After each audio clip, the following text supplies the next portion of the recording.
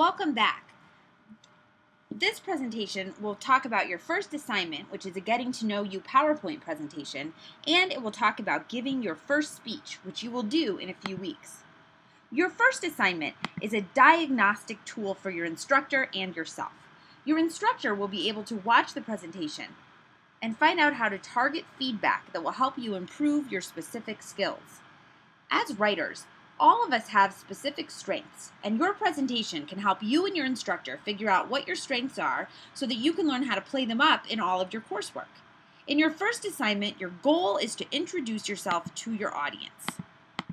You have considerable feedback about how you create this, considerable freedom about how you can do this as you create the presentation. You can introduce yourself to your audience by talking about a variety of things. Your family, your culture, your friends, your hobbies, your career, your most embarrassing moment, your best characteristics, a vacation you've loved, your most memorable experiences, etc. Choose 3 main points, 3 separate things about yourself that will help the audience get to know you, and create PowerPoint slides that are not too text heavy and make use of pictures as well. Your remaining 2 slides should be an introduction and a conclusion. Make sure you use lots of concrete detail. So, why do you have to do this assignment?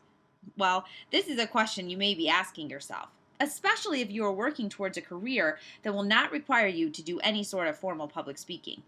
Knowing how to introduce yourself in a clear, sharp, organized manner is a skill that can benefit you in every career.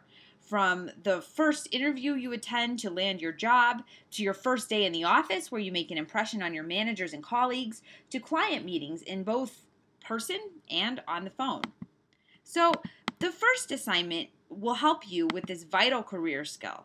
It will also create a good speech environment because your instructor will get to know who you are. So, how should you do this assignment? Well, it should be sort of like a 5-paragraph theme in PowerPoint slides. Slide 1, the introduction.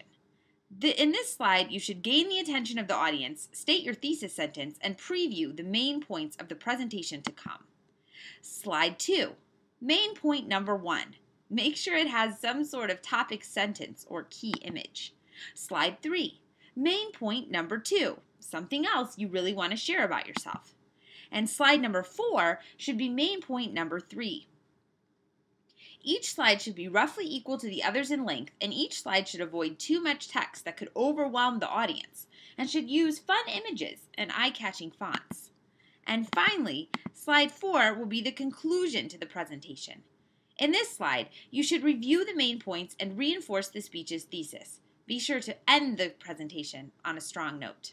So, the first thing you need to decide upon is a thesis sentence for your presentation. The thesis sentence is one single sentence that tells your audience exactly what your presentation is about. It could be as simple as, "Today, I will tell you a little bit about myself," or as detailed as, "Today, I will introduce you to me by describing myself as I think others see me." No matter how you choose to write your thesis statement, make sure that it is a complete sentence that states the goal of the speech.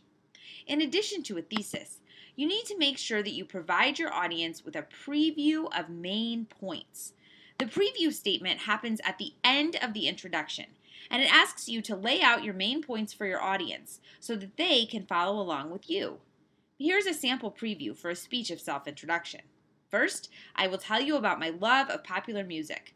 Next, I will describe my favorite video games. And finally, I will tell you about my dreams for the future. Here's another example. My presentation today will focus on 3 main areas: my friends, my family, and my favorite hobby. In both of these cases, the main points are clear and clearly stated. As you can see by the above examples, your main points are only limited by your imagination. The important thing to keep in mind is that you choose main points that do not overlap. Make sure you can talk about different subjects under each main point. Choose main points that are equal to each other in weight and importance. As you arrange your main points, think critically about their order.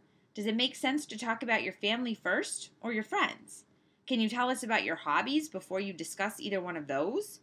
Make sure you can create logical links between your main points so that your presentation flows. This will help you as a speaker remember what you were talking about in front of the room, and it will help your audience follow along with your presentation.